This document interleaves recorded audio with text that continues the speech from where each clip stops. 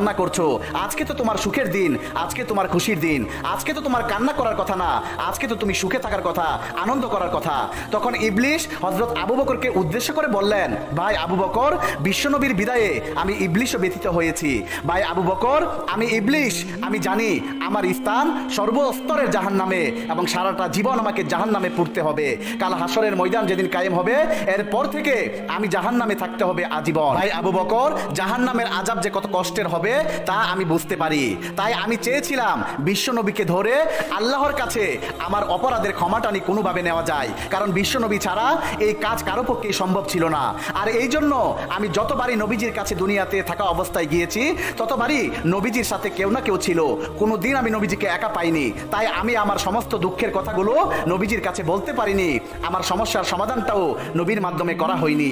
ভাই আবু বকর, আজকে যখন বিশ্ব নবী দুনিয়া ছেড়ে চলে গেল, তখন আমার সেই ক্ষমার রাস্তাটাও চিরতরে বন্ধ হয়ে গেল। আর এটা আমি পঙ্খানুপঙ্খানুরূপে বুঝতে পারছি, কোনোদিন আর আমি জান্নাতের আশা করতে পারবো না। ভাই আবু বকর, এই কথা ভেবে আমার বুকটা ফেটে যাচ্ছে। তাই আজকে বিশ্বনবীর চলে যাওয়াতে আমি অজরে কান্না করে চলেছি। ইবলিশের মুখে এইসব কথা শোনার পর হযরত আবু বকর রাদিয়াল্লাহু তাআলা আনহু আর কোনো কিচ্ছু না বলে বাড়ির দিকে রওনা করলেন।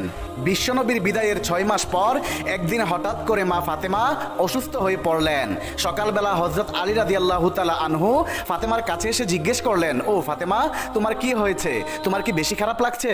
তখন ফাতেমা রাদিয়াল্লাহু তাআলা আনহা বললেন, আলী, আজকে আমি এমন একটি স্বপ্ন দেখেছি যেটা দেখার পর আমার আর কিছুই ভালো লাগছে না, আমি খুব অসুস্থতা ফিল করছি। তখন হযরত আলী রাদিয়াল্লাহু তাআলা আনহু ফাতেমার কাছে স্বপ্নের ব্যাপারে জানতে চাইলেন। অতঃপর ফাতেমা রাদিয়াল্লাহু তাআলা আনহা আলী রাদিয়াল্লাহু তাআলা আনহুকে বললেন, আলী, আমি আজকে রাতে স্বপ্নে দেখেছি আমার বাবা বিশ্ব নবী আমার ঘরের মধ্যে এসে কি জানি তালাশ করছে। অনেকক্ষণ খোঁজাখুঁজির পর আমার বাবা চলে যাচ্ছিল। ঠিক সেই সময় আমি পিছন দিক দিয়ে আমার আব্বাজানকে ডাক দিলাম। তখন বিশ্ব নবী আমাকে বললেন, মা ফাতেমা, আমি তো তোমাকেই খুঁজতেছিলাম। শোনো মা, আজকে তুমি সেহরি করবা আলীর দস্তরখানায় আর ইফতারি করবা আমার দস্তরখানায়। এই কথা বলে আমার আব্বাজান অদৃশ্য হয়ে যায়। হযরত আলী রাদিয়াল্লাহু তাআলা আনহু জ্ঞানী মানুষ, তার আর কিছুই বুঝতে বাকি রইল না যে আজকে হয়তো মা ফাতেমা দুনিয়া ছেড়ে বিদায় হয়ে যাবে। তখন আলী রাদিয়াল্লাহু তাআলা আনহু চিন্তায় পড়ে গেলেন। বিকালবেলা হযরত ফাতেমা রাদিয়াল্লাহু তাআলা আনহার শরীর আরো বেশি খারাপ হতে থাকে। তখন ফাতেমা রাদিয়াল্লাহু তাআলা আনহা হযরত আলীকে কাছে ডেকে বললেন, ও আলী, আমার মনে হচ্ছে আমি আজকেই দুনিয়া ছেড়ে চলে যাব। আলী, এই বিদায় বেলা আমি তোমাকে 3টি অনুরোধ করে যেতে চাই, তুমি আমাকে কথা দাও আমার অনুরোধগুলো রাখবে। তখন হযরত আলী রাদিয়াল্লাহু তাআলা আনহু কথা দিলেন। অতঃপর ফাতেমা রাদিয়াল্লাহু তাআলা আনহা বললেন, আলী, আমি এতটা বছর তোমার সাথে সংসার জীবন পার করেছি, হয়তোবা আমার জানা অজানা অনেক ভুল ত্রুটি আমি তোমার কাছে করেছি, দয়া করে তুমি আমাকে ক্ষমা করে দিবা। তখন আলী রাদিয়াল্লাহু তাআলা আনহু বললেন, ও ফাতেমা, তুমি এসব কি বলছো? তোমার কোনো দোষ ত্রুটি বা ভুল আমার কাছে নেই। তোমার বাবা বিশ্ব নবী দয়া করে মায়া করে তোমার মতো মেয়েকে আমার হাতে তুলে দিয়েছিলেন।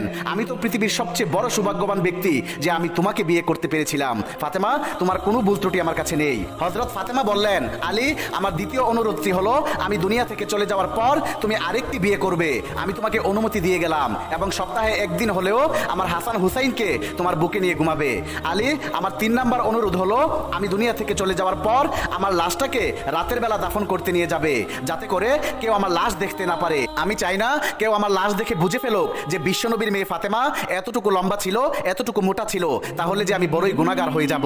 হযরত আলী রাদিয়াল্লাহু তাআলা আনহু ফাতেমার এই সমস্ত অনুরোধগুলো শুনে অজরে কান্না করছে। কিছুক্ষণ পর ফাতেমা রাদিয়াল্লাহু তাআলা আনহা দুনিয়া থেকে বিদায় হয়ে গেলেন।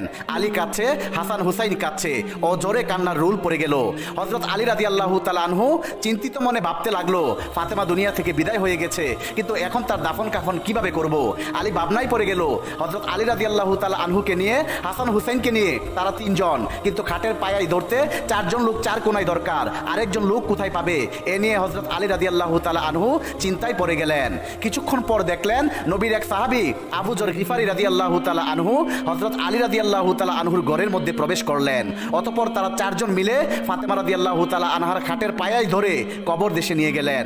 কবর দেশে আসার পর হযরত আলী রাদিয়াল্লাহু তাআলা আনহু আবু যর গিফারিকে লক্ষ্য করে বললেন, ও আবু যর, তুমি কি করে জানলে যে আজকে ফাতেমা দুনিয়া থেকে বিদায় হয়ে গিয়েছে? তখন নবীর সাহাবী আবু যর গিফারি রাদিয়াল্লাহু তাআলা আনহু হযরত আলীকে উত্তর দিলেন, হে আলী, গতকাল রাতে বিশ্বনবী আমাকে স্বপ্ন যুগে দেখা দিয়েছিল।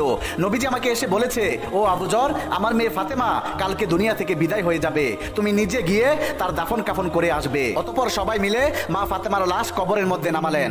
কবরের মধ্যে হযরত ফাতেমা রাদিয়াল্লাহু তাআলা আনহাকে রাখার পর নবীজির সাহাবী আবু যর গিফারি রাদিয়াল্লাহু তাআলা আনহু কবরকে উদ্দেশ্য করে বলতে লাগলেন, হে কবর, তুমি কি জানো তোমার মধ্যে আজকে কাকে রেখে যাচ্ছি? তোমার মধ্যে রেখে যাচ্ছি হযরত হাসান এবং হুসাইন রাদিয়াল্লাহু তাআলা আনহুর মাকে। যে হাসান এবং হুসাইন হবে বেহেশতি যুবকদের সর্দার, সে হাসান এবং হুসাইনের মা হযরত ফাতেমাকে তোমার মধ্যে রেখে যাচ্ছি। সাবধান সাবধান কবর, তুমি কিন্তু তার সাথে খারাপ কোনো ব্যবহার করবে না, তুমি সর্বদাই তার সাথে ভালো ব্যবহার করবে। এরপর হযরত আবু যর গিফারি রাদিয়াল্লাহু তাআলা আনহু আবার কবরকে লক্ষ্য করে বলতে লাগলেন, হে কবর, তোমার মধ্যে এমন একজনকে রেখে যাচ্ছি যিনি হলেন বেহেশতি মহিলাদের সর্দারিনী মা ফাতেমা রাদিয়াল্লাহু তাআলা আনহা, এবং তিনি হলেন শেরে খুদা হযরত আলী রাদিয়াল্লাহু তাআলা আনহুর স্ত্রী। সাবধান কবর, তুমি কিন্তু তার সাথে ভালো ব্যবহার করবা। তিনবারের মাথায় হযরত আবু যর গিফারি রাদিয়াল্লাহু তাআলা আনহু আবার কবরকে উদ্দেশ্য করে বলতে লাগলেন, হে কবর, তুমি জেনে রাখো তোমার মধ্যে এমন একজনকে রেখে যাচ্ছি যাকে সৃষ্টি না করলে দুনিয়ার তাম পৃথিবীর কোনো কিছুই সৃষ্টি হতো না। সর্দারে দু আলম নবী মুহাম্মদুর রাসূলুল্লাহ সাল্লাল্লাহু আলাইহি ওয়াসাল্লামের কলিজার টুকরা মেয়ে ফাতেমাকে তোমার মধ্যে রেখে যাচ্ছি। সাবধান সাবধান কবর, তুমি কিন্তু তার সাথে কোনো বেয়াদবি করবা না। এবার আমার আল্লাহ রব্বুল আলামিন কবরের জবান খুলে দিলেন। তখন কবর হযরত আবু যর গিফারিকে লক্ষ্য করে বলতে লাগলেন, হে আবু যর গিফারি, আমি কবর এমন এক জায়গা, আমি দেখি না কে কোন বংশ থেকে এসেছে, দুনিয়াতে তার কি পরিচয় ছিল, আমি এসব কিচ্ছু দেখি না। আমি শুধু দেখি কে আমার মধ্যে সৎ আমল নিয়ে এসেছে, তাকে আমি শান্তি প্রয়োগ করি। আর যে ব্যক্তি আমার মধ্যে অসৎ হয়ে আল্লাহ এবং আল্লাহর নবীর নাফরমানি করে আমি কবরের মধ্যে আসে, তার জন্য আমি ভয়াবহ রূপ ধারণ করি। তার এক পাঁজরের হাড় আমি মাটি চাপ দিয়ে আরেক পাঁজরের মধ্যে ঢুকিয়ে দেই, এবং তার জন্য আমি কবরের মধ্যে রয়েছে হাজার হাজার সর্প, যে তাকে প্রতিনিয়ত প্রতি সেকেন্ডে দর্শন করতে থাকবে। হে আবু যর গিফারি, তুমি জেনে রাখো যেই ব্যক্তি সৎ আমল নিয়ে ভালো মানুষ হয়ে আল্লাহর প্রতি ঈমান এনে আখিরাত এবং দুনিয়াকে বিশ্বাস করে আমি কবরের মধ্যে আসবে, আমি সেই ব্যক্তিকে আরামদায়ক ব্যবস্থা করে দেব, তার জন্য আমি জান্নাতের বালাখানা কবরে বিছিয়ে দেব। আর যে ব্যক্তি পাপী হয়ে আমার মধ্যে আসবে, আমি কবর তার জন্য জাহান্নাম হয়ে যাব। কবরের মুখ থেকে এরকম ভয়ঙ্কর কথাগুলো শুনে আবু যর গিফারি রাদিয়াল্লাহু তাআলা আনহু ভয়ে কাঁপতে থাকলেন। প্রিয় বন্ধুরা, বিশ্বনবীর মেয়ে এবং জান্নাতি মহিলাদের সর্দারিনী হযরত ফাতেমা রাদিয়াল্লাহু তাআলা আনহার বেলায় যদি কবর এরূপ কথা বলতে পারে, তাহলে আমার আর আপনার বেলায় কি হতে পারে একবার চিন্তা করে দেখুন। আল্লাহ রব্বুল আলামিন আমাদের সবাইকে কবর দেশের পুঁজি সঙ্গে নিয়ে কবর দেশে যাওয়ার তৌফিক দান করুক, এবং আল্লাহ রব্বুল আলামিন আমাদের সবাইকে আল্লাহর পথে চলার তৌফিক দান করুক। সকলেই কমেন্টে লিখুন আমিন।